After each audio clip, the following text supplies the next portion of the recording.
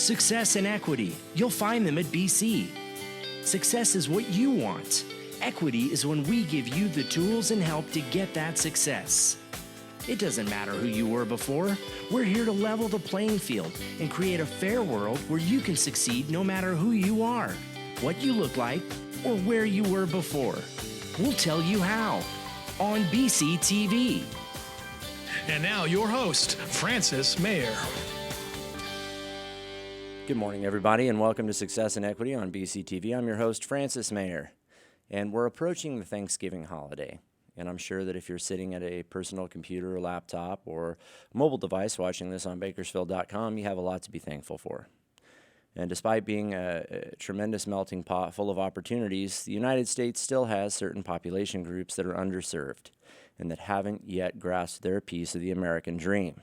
But that doesn't mean that it's out of reach. At Bakersfield College, we have a lot of resources and utilities and programs that can help you get a little bit closer to your dream.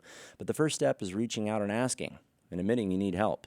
All of us need help with something. If you don't, give me a call or email me at francismayer@gmail.com because you're perfect and I have some stock tips I need. So at any rate, this morning we're going to speak to Christine Lawler. And Christine, despite this being a time of year full of joviality and good cheer, there are segments of the population that don't have the basic necessities to be successful or, doggone it, almost live.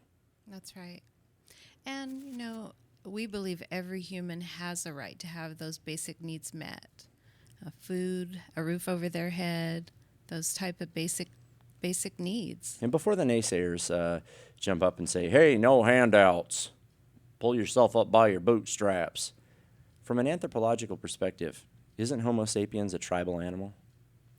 Well, I would say yes. That was a question I wasn't expecting. No problem, but we're a social animal. We very much so. We're a tribe. And we see people who suffer from loneliness just from being alienated. You know, people separated from their families have the same type of reactions. And those sort of situations that lead to family separation, they can almost be, well, I don't want to say genetic, but it's like the quote, the sins of the father, right? We do see generational homelessness. We just had a young mother come through our Regive project that had been served by United Way as a child. And had seen homelessness a number of times and then was seeing it with her own young family. And it's very difficult, isn't it, to pull yourself out of that circumstance when people say, why don't they just get a job? It can be when it's that type of generational homelessness. What we're seeing more these days in our community are, of course, the mental health illness, which if they weren't mentally ill before they were homeless, oftentimes after being homeless, mental illness sets in a number of ways. But also job loss is huge. We know that 20% of the homeless last year that were counted on during our PIC count were already homeless when they came to Kern County. So that tells us that people are coming here either from the LA to the Bay Area or, you know, for help. They hear that we have help here. And to me, that seems like a logical migration because, for one, the weather here, if you've ever lived any place but Kern County, not every place is as friendly as this. I know it's raining today, but generally it's dry. Mm-hmm. We have moderate temperatures. And we also have jobs that don't require advanced degrees. This is still a place where the blue-collar ethos is alive and well, so it's a good place for reinvention. It's true, and I was at a conference on Friday, and they made a point that I had not heard before, and that is development.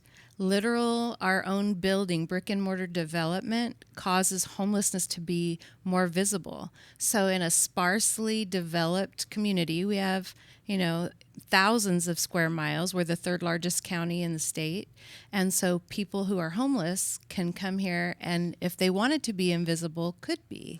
Well, that is the absolute truth. I think in the island of Manhattan, I want to say that they have maybe 200, 300 people per square mile. It's something obscene. Mm-hmm. It doesn't even make sense. But then you come to Kern County, and like you said, by landmass, third largest county. But we have, last census, I think we're still under 1 million, I think? Yes. So close to it. Right. that is a far lower population density than Los Angeles, the Bay Area. It is, and we have rivers and mountains and vast acres of farmland and oil land where if someone truly wanted to be homeless, they and invisible, we found a veteran at the Veteran Stand Down that we have people listed by name. Most often when we come across people who are homeless, we know them.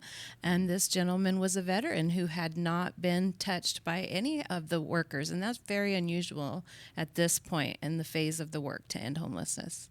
Right, and I've spoken with a doctor who treats a population of disenfranchised folks in another city, and he told me that it's very intriguing from a scientific perspective because he sees diseases that we've largely eradicated, or advanced stages of, like, say, frostbite.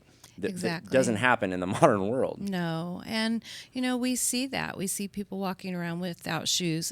Largely when you see that in Kern County, it's because people steal them. So think about not being able to go to sleep, because if you do go to sleep, someone will steal your shoes. So therein lies no REM sleep at all, no restorative sleep, which affects your ability to think. Cognition, yes, paranoia. Exactly. And then you're barefoot. And think about that for just a moment. When we're talking about insecurity when it comes to this population of people, we're not talking about feeling like you might be fat or like your friends don't like you as much as you wish they did. We're talking about people who cannot sleep because they're afraid of losing their shoes and who do not have the access to the most rudimentary health care, that they're developing third world conditions. Yeah, we often have citizens, people who don't get upset because people will use the bathroom in public or find a corner, but it's very hard for them to find a place that is accessible. Businesses don't want to open their doors to let someone in to use the bathroom. So these basic needs. They don't want to let you and I use the bathroom. Yes. So if you don't have the perhaps the most freshest grooming, then they're not going to. But the good news is there's hope. There's folks like you who are working to serve the population, and thank you for that, by the way. Well, thank you for saying that. I feel like I get the easy job. My job is to connect need to resources, but those 28 members of the Homeless Collaborative, the work that they do in the trenches day in and day out. Angels. Very much so. Thankless work in many instances. And they go home with that. They walk that talk and they live it. And when you go away, even the calls we get and the work that we do at United Way, when we go home at night and something isn't resolved, we reach for our toothbrush and remember how uber lucky we are that we have a toothbrush and we have a bed to get into at night. And we know that that's not happening with someone we're working with. It's not taken lightly.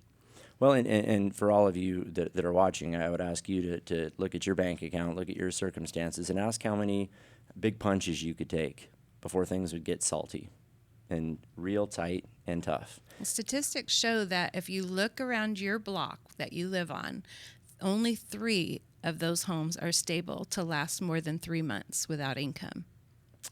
I'll refrain from comment about my own situation, but with 3 children and all the vagaries of modern living, it is tough now. It's a very competitive culture. If someone needs help and they feel insecure about their housing situation, or they do need some of the support that you connect people with, how do they connect with you? How do they reach out to you? We have a number of ways. Obviously, they can call. Our number is 834-2734 at United Way. We'd be happy to link them to services. We highly recommend 211. I have trained all of the staff at 211 about 211. There's a lot of help at 211. A lot of help. And also we have a website called nokernhomeless.org. We're getting ready to roll over to a new format where you can literally click clothing and find help for clothing, or shelter.